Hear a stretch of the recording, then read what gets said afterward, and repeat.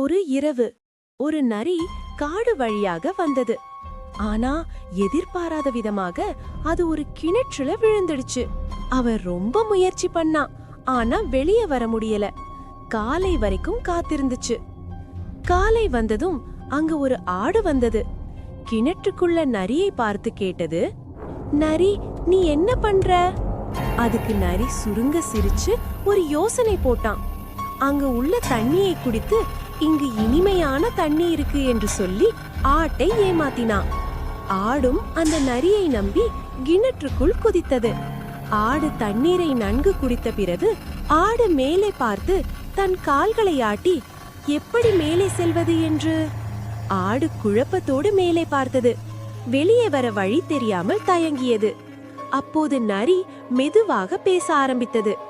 ஆனால் ஆடு மீண்டும் நரியின் வார்த்தைகளை நம்பியது. பிறகு அந்த நரி ஆட்டை ஏமாற்றி மேலே ஏறி வந்தது.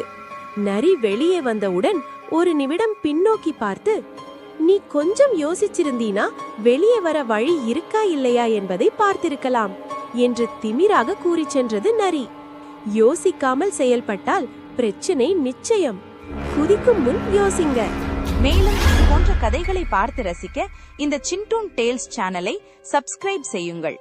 இந்த வீடியோக்கள் உங்களிடம் உடனுக்குடன் வர பெல் ஐகானை கிளிக் செய்யுங்கள்.